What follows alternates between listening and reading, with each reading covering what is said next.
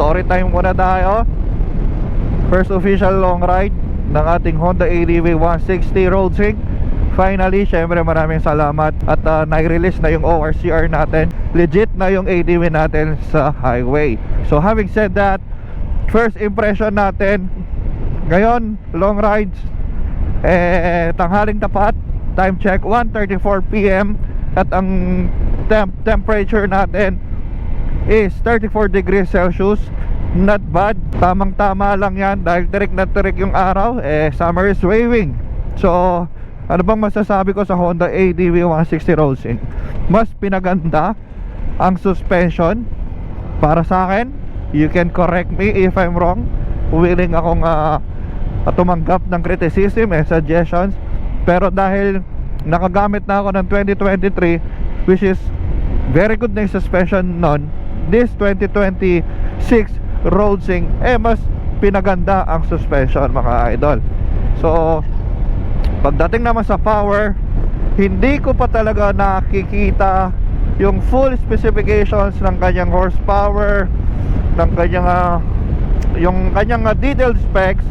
Pero ang masasabi ko lang is sobrang ang lakas ng hatak ng Road Sync, mga idol. Easy 100 lang siya sa siguro ilang segundo, no?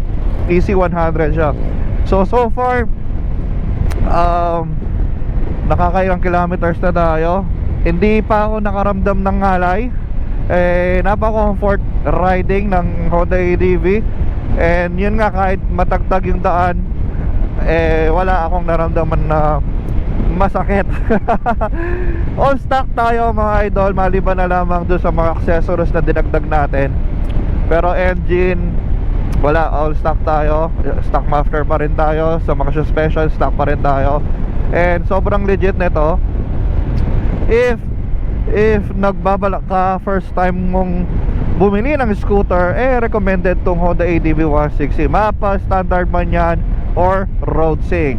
So kung sa mga magtatanong ano po bang pinagkaiba ng standard sa Road Sync, ang tanging pinagkaiba nila nasa mga video ko, panoorin nyo na lang. Road Sync, so may mga turn by turn navigation siya. Hindi nyo makikita yung mapa dito sa TFT. Mga araw lang siya, turn by turn navigation lang siya. And ayun, quick pasada. Etong left handlebar switch nya, ayan, nadagdagan yung mga buttons. Tapos yung passing and yung high beam nandito na rin. And yun, overall, kung first timer ka, mag Honda ADV ka na, no regrets, mga idol. And kung existing user ka ng ADV, you know what I mean. Alam ko dahil maganda ang Honda ADV, kaya nag-ADV kayo. Baka kasi conservative kayo. Itong Honda ADV 160, sobrang tipid din ito. 42 kilometers per liter as advertised. So legit naman yon. Buti pa yung gas tumataas, yung sahod hindi. Aray mo, bakak! Pero yun nga, natipid to, mga idol, legit to.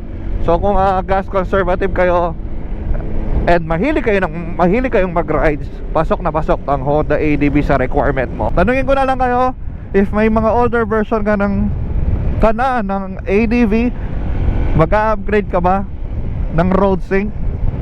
Balitaan mo naman ako sa comment section. Salamat, mga idol.